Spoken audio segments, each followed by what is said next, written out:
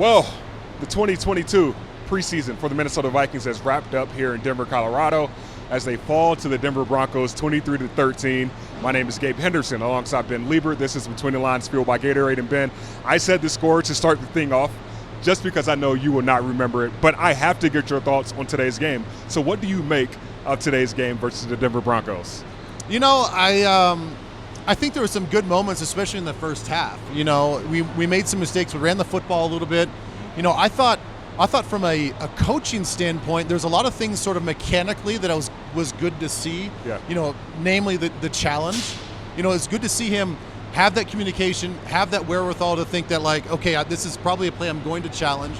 You could tell just by the timing aspect of everything that they're waiting to get a call and some communication, the headset from the guys upstairs.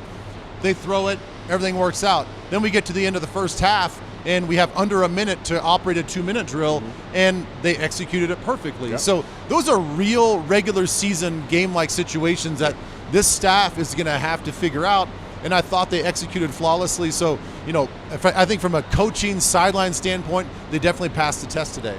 Speaking of passing the test, a lot of fans wanted to see how Kellen Mond and Sean Mannion would pass the test of making that next step, coming back from last week where they both didn't have the best game. Yeah. Kellen Mond, he played the second half. Sean Mannion played the first. Sean Mannion had the sack fumble that resulted in a touchdown for the Denver Broncos.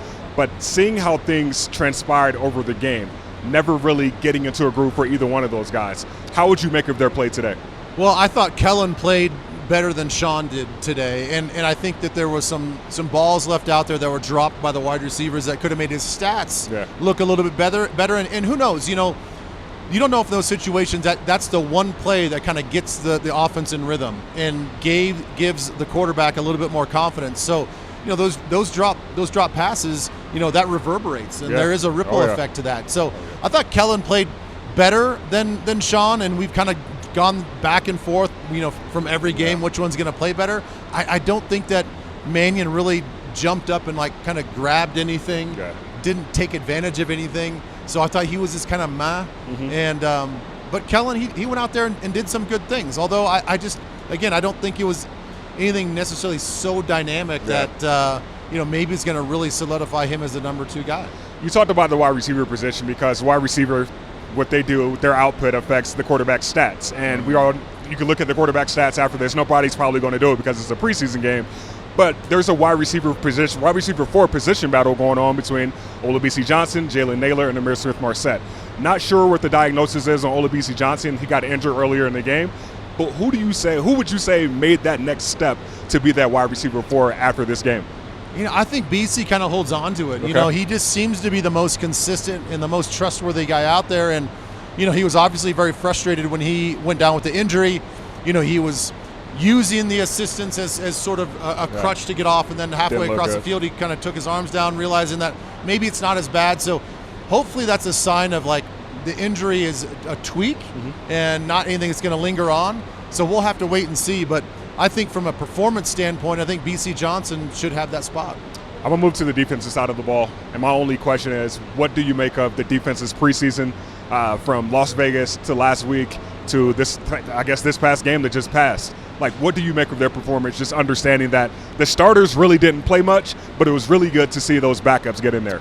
Yeah, I think that I feel really, really comfortable about our pass rush, you know, and the depth that we have as far as the outside pass rushers. Patrick Jones, DJ Wanham, those guys are going to get a lot of snaps. And we're not necessarily going to always see them as just edge rushers. You know, there's some versatility to that whole group. We may see those guys on some third down passes where they're, you know, as a 3 technique inside the interior defensive line. So I feel really good about that. Asamoah, I think he really shined. I mean, I think the inside linebacker position is a position where we really need to get some solid, confident depth. And I think we saw a little bit of that through the preseason. And I think that you look at the cornerback with Cam Dancer really elevating his play all the way through training camp, not necessarily in the preseason games, but in practice, he seems much more confident. A lot of good news coming out of there. We know what we're going to have with Patrick Peterson. I do think that we went into this preseason with our depth in the cornerback position with a little bit of a question mark. I think we come out of it feeling pretty confident that we've got the guys that's going to lead this team. I hope so, because after the feeling of this game, like right now we're inside the tunnel, right in front of the buses, and it's kind of a sterile feeling because tomorrow is cut day. Kwesi Adofo-Mensah, Kevin O'Connell, this is the first time in their careers they actually have to cut players. Do you think there are going to be some really major cuts this year, or really surprising cuts is the better question? There always is. I would hate to speculate on which guys I think are going to get cut. Yeah. We do have depth at the running back position, but Kane's the top kick returner.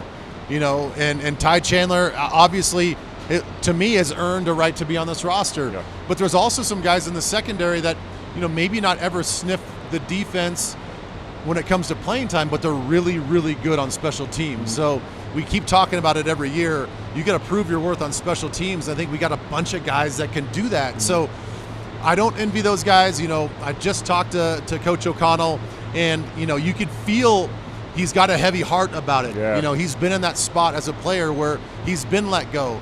So he's saying, like, this is the hardest part of the job, and I don't envy what those guys have to go through. That in a sense you're kind of crushing some of these guys' dreams. Yeah. Some guys may go on and play with different teams. Others, this may be the end of their football career. Well, the good thing is there are still going to be 22 players on the practice squad this year. And another number that I want to bring up that's going to get all Vikings fans excited right now. There's 15 days before the season opener against the Green Bay Packers, Ben. You excited? I'm excited. I don't want to think about it too much because I don't want to get overly excited and hype myself up. I want to peak at the right time as a player with performance, but I can't wait. I mean, it's going to be that slow burn. We're gonna digest all the cuts that happen on Tuesday, and we're going to look at this final roster, and we know that there's going to be guys that they pick up from other teams that get cut. So the roster cut down on Tuesday is not necessarily the final game day roster that we're going to see 10 days from there. Yeah. So there's still a lot to do as far as building this roster. But when you look at and you think about the idea of the Green Bay Packers coming into our place with our new coaching staff, with the buzz that we have on defense, with a healthy Danielle Hunter, a nonstop, nobody can block Za'Darius on the outside. I cannot wait, man. I know it's just one game. I know it's not going to define this whole season, but boy, it can really kick off this season in the right way. I'm so happy preseason is over. Meaningful football is upon us, and I know Vikings fans are excited about that. So stay tuned to Vikings.com over the next 15 days of no football while we'll be giving you guys great content. My name is Gabe Henderson. This has been Leber. This was Between the Lines, fueled by Gatorade.